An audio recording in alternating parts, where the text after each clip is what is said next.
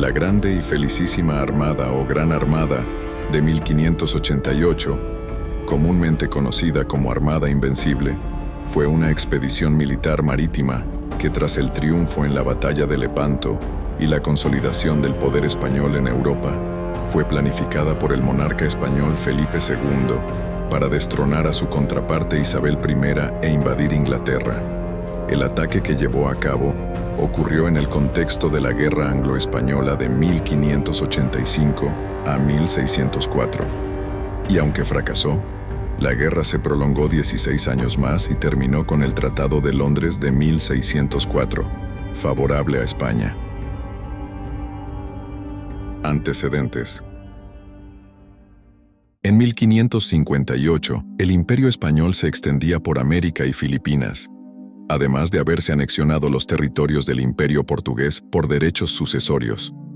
El interés de España por Inglaterra era geopolítico, al ser un reino de importancia que podría ser un perfecto paraguas para sus posesiones en los Países Bajos, frente a ataques franceses o rebeliones protestantes.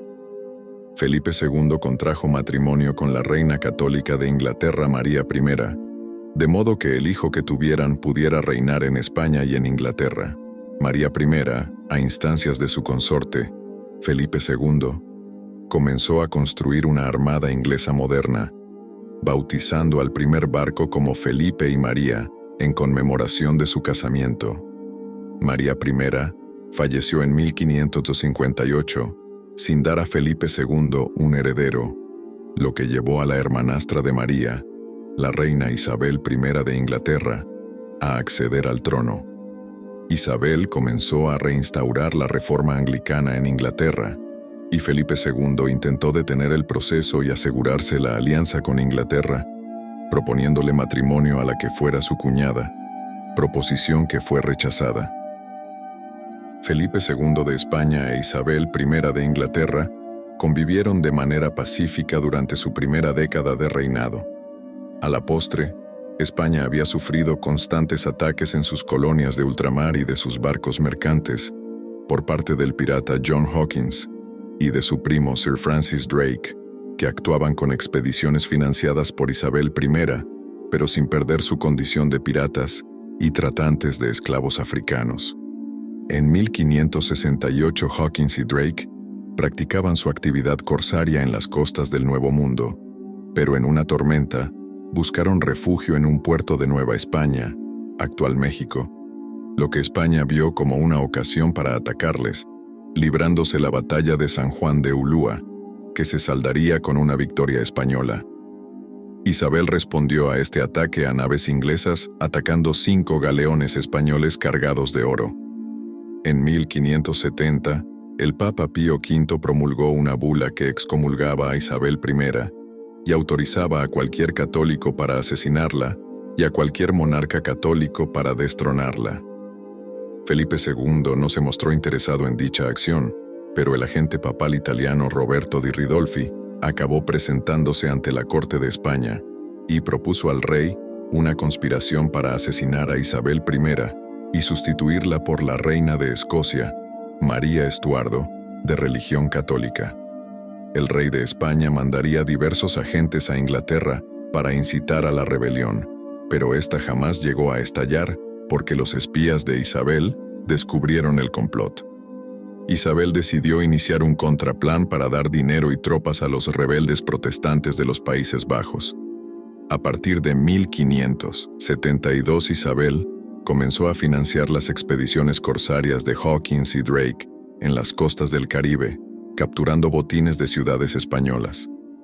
En 1585, Drake atacó diversos puertos de Galicia, atentando contra iglesias y matando a curas y a monjas, lo que motivó la acción de Felipe II de atacar por fin a Inglaterra. La estrategia.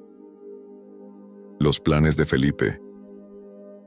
Felipe II contactó con el duque de Parma, Alejandro Farnesio, que gobernaba los Países Bajos, y con el marqués de Santa Cruz, Álvaro de Bazán, almirante de la flota de Lisboa, para pedirles un plan de invasión de Inglaterra. El plan de Álvaro de Bazán era enviar una gran flota que desembarcara en Gran Bretaña y procediera a la invasión. Por su parte, la estrategia de Farnesio era una ofensiva relámpago a Londres por parte de los tercios de Flandes. Felipe, en lugar de decidirse por uno, ordenó que ambos planes fueran combinados.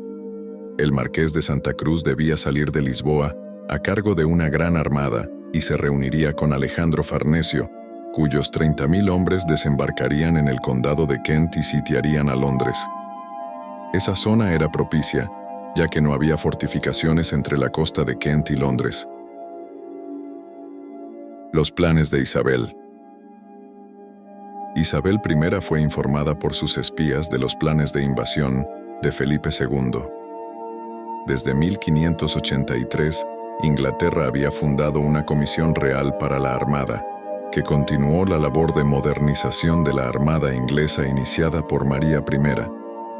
Todos los buques antiguos, como el Felipe y María, que fue construido durante el anterior reinado de Felipe II, como rey consorte de María I y rebautizado como el Nonpareil, se reacondicionaron para mejorar su velocidad. Y todos los nuevos buques se diseñaban para ser más rápidos, presentando una proa más baja, castillos de popa, líneas más pulidas y cubiertas de cañones más largas. A fin de ganar tiempo para disponer sus defensas, Isabel ordenó a Sir Francis Drake atacar la bahía de Cádiz, donde se estaban construyendo barcos de la Gran Armada Española. El ataque de Francis Drake, conocido como la expedición de Drake de 1587, destruyó o capturó cerca de 100 buques españoles, lo que interrumpió notoriamente los preparativos españoles y retrasó los trabajos cerca de un año. Cambio de mando de la Armada y la partida. Felipe II veía que la Armada se había convertido en un enorme gasto financiero y apresuró a Álvaro de Bazán para que atacara a Inglaterra. Sin embargo, el 9 de febrero de 1588, Álvaro de Bazán murió en Lisboa aquejado de tifus, dejando a la Armada sin almirante.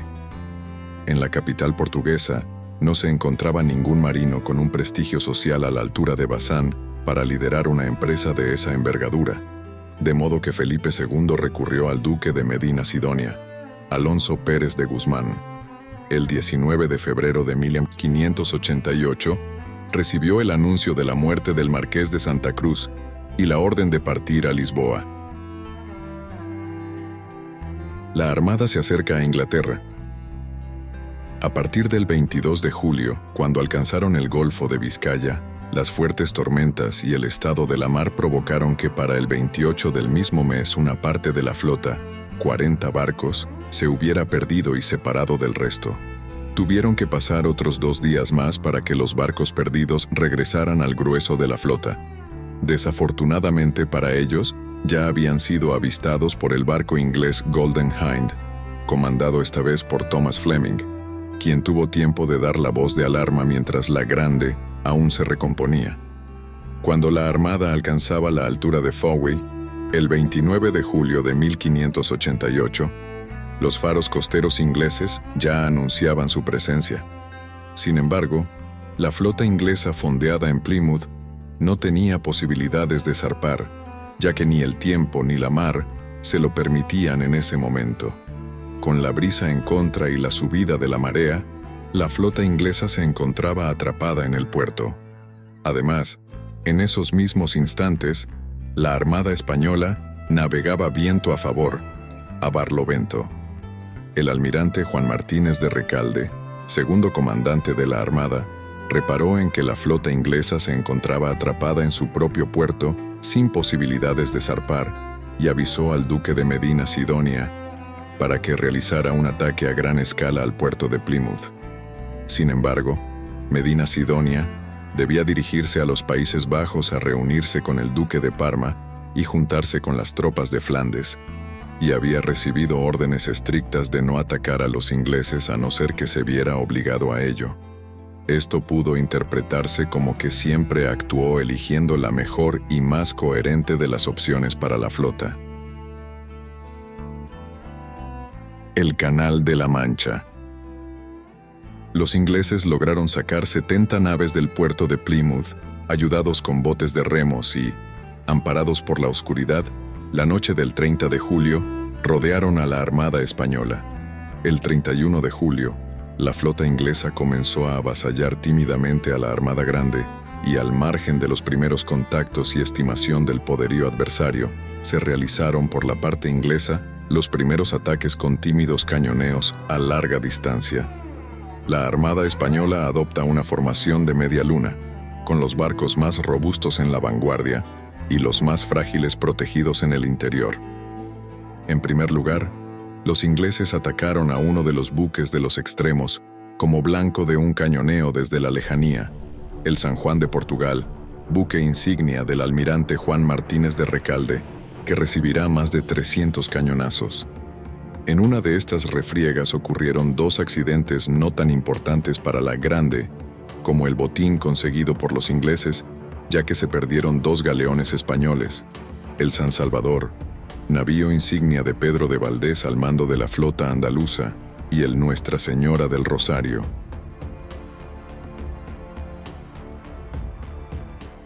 La isla de White.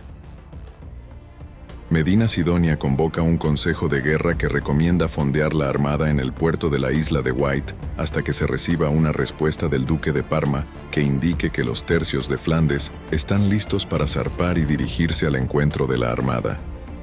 El 4 de agosto, el duque de Medina Sidonia ordena poner rumbo al puerto, pero el escuadrón costero comandado por Martin Frobisher les presenta combate y los conducen a unos bajíos peligrosos cerca de la costa. En ese momento Drake, Charles Howard y John Hawkins conducen sus escuadrones hasta situarse en medio de la armada, donde se libra una batalla de varias horas, y la armada abandona la isla de White, dirigiéndose al paso de Calais, a la altura de las Gravelinas, confiando en que el duque de Parma esté listo para el encuentro. El paso de Calais. Al día siguiente, el duque de Medina Sidonia recibió al fin una carta del duque de Parma donde le avisaba de que aún no había embarcado a los soldados. Esto se debió a que el duque de Parma no había recibido el primer mensaje, en el que se informaba de que la armada había partido de Lisboa, pero aún así dispone sus tropas para embarcarlas. Medina Sidonia ancló su armada en el entorno del puerto de Calais, y allí aguardó la llegada de las tropas del duque de Parma a bordo de sus gabarras. Dado que la flota inglesa se mantenía a Barlovento, el duque de Medina Sidonia interpone sabras y pinazas que actuarían contra la llegada de posibles brulotes o algún otro ataque nocturno en naves menores. Tal y como estaba previsto, Hawkins atacó durante la noche lanzando 8 brulotes, 2 de los cuales fueron contenidos por la defensa. El Mar del Norte. En alta mar se produce un nuevo enfrentamiento. Los ingleses en ese momento están en superioridad. La Armada Española, aunque estaba preparada para una campaña más larga fuera de sus bases, tiene que racionar la munición. Ante los mudos cañones de algunos barcos españoles, los ingleses pueden atacar desde tan cerca que incluso se intercambian insultos. La mayor fortaleza de los galeones españoles aguanta la lluvia de fuego hasta que los atacantes agotan su capacidad y se ven obligados a regresar. Retirada la flota inglesa, ante la delicada situación de los españoles, y antes de que se produjeran mayores pérdidas, algunos capitanes rechazan la orden de reagrupamiento obligando al duque de Medina Sidonia a imponer la disciplina con mano de hierro, mandando ahorcar a uno de los capitanes. Sin embargo, la argumentación del segundo comandante, Juan Martínez de Recalde, que también se negó a reagruparse, obliga al duque a reconocer su fracaso, antes de que llegue a consumarse la derrota con la pérdida total de la flota. El regreso rodeando las Islas Británicas. La flota española en el Mar del Norte, por causa de los vientos, tuvo que rodear las Islas Británicas por Escocia y descender luego bordeando Irlanda para dirigirse a los puertos españoles, con los subsiguientes desastres y hundimientos en las abruptas y tormentosas costas británicas, que causaron un gran número de bajas entre los españoles.